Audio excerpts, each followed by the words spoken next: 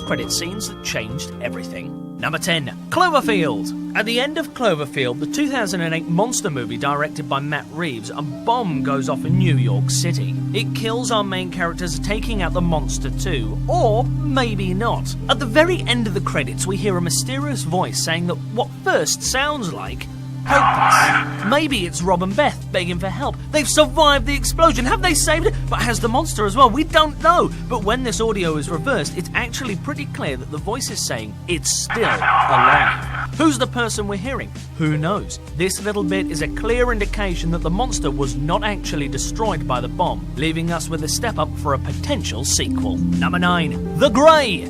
With the success of movies like Taken, the trailers for The Grey marketed it as an action film about Liam Neeson kicking ass and fighting wolves for 2 hours. The most badass moment of the trailer shows Liam Neeson taping a bunch of broken glass to his hands and getting ready to fight a wolf. Well, we don't actually get to see the fight take place. We're left with a movie ending of John running towards the wolf and we cut to black. We're left baffled and dazed, having no idea what the outcome was. However, at the very end, we get a brief sequence where we see John lying on the wolf, and at least one of them is clearly breathing. It could be read as an indication that John took out the wolf and survived the fight. It's just a shame that everyone that left in a huff missed that bit. Number 8. Rise of the Planet of the Apes. The 2011 prequel Rise of the Planet of the Apes shows the beginning of the ape uprising as led by Caesar, but at the end of the movie, humanity is still alive. The film doesn't actually reveal how the human race will die, except, of course, the fact that it definitely does. After only a few minutes, we see Hunziker get sneezed on by an infected chimp handler, only he's actually a pilot, not the chimp handler, Hunziker. And in the post-credit sequence, we see him flying over the world, spreading the virus and causing death to humanity. So, as it turns out, the apes becoming intelligent and humanity being wiped out are both the result of the same drug. Sure, it was hinted at a bit within the first film itself, but the post-credit scene confirms it and we actually get to see it happen. And it's something that someone who ran out of the theatre who needed a pee would have totally missed. Number 7. Curse of Chucky. In the apparent last scene, Chucky is taken away by a police officer, but suddenly Tiffany appears and kills him. Now in possession of the Chucky doll, she says, "Who's next?" And we cut to black. Then we go to another scene where Tiffany is shipping Chucky somewhere else, and then we cut to black again. Then yet another scene where Chucky catches up with Alice and gets ready to transfer his soul into her body, and then the credits roll. But wait, there's yet another scene, and this one is pretty insane. 6 months later, we see a package being delivered to some guy that we haven't seen before, a grown-up Andy Barclay. As Andy answers the phone and starts talking to his mother, Chucky begins to cut his way out of the box behind him. What? They can't kill the main character in a credit scene? Chucky turns around, Andy points a shotgun in his face and says, "Play with this," and shoots. It's a full 2-minute sequence, and yet it's hidden all the way at the end of the credits. Who's going to see that? Number 6.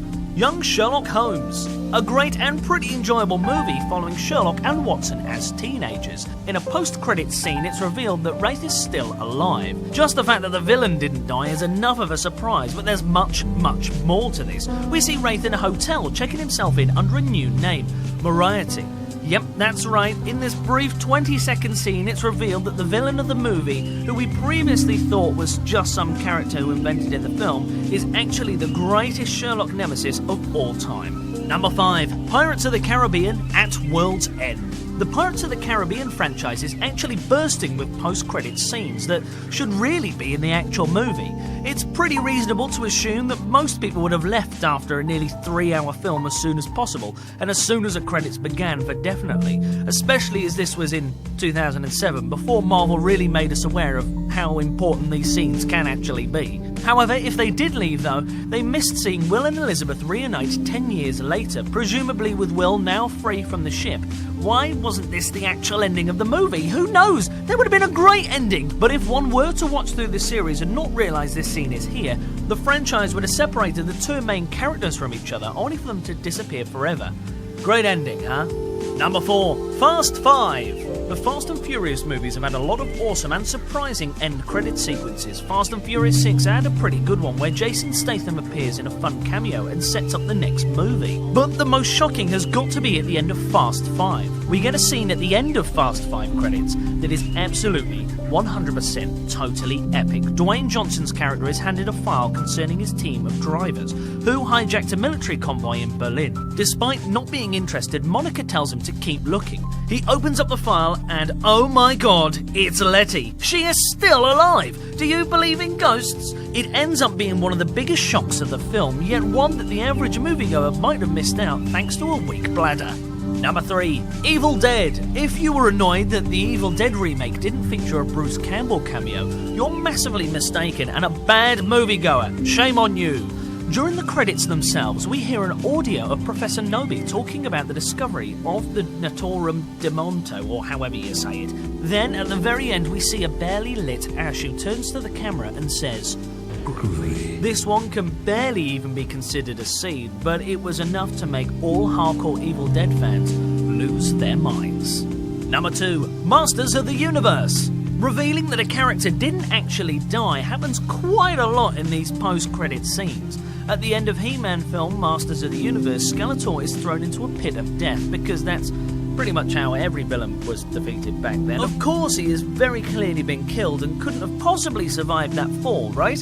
Well, actually, at the very end of the credits, in some of the cheesiest few seconds ever, Skeletor pops up like a bad kebab repeating on you, looks directly at the camera and says, "I'll be back." Not in like an Arnie, "I'll be back," but like a "I'll be back," as in like a cheesy, cheeky way. The promise of another movie that never happened, and this scene is totally pointless other than revealing He-Man totally failed to kill the villain. Long before Guardians of the Galaxy, James Gunn made a seriously messed up horror/comedy Slither in 2006, which follows a strange alien creature crashing on Earth and infecting people. In the film's climax, Grant has been transformed into a horrifying slug monster, and our hero Bill is able to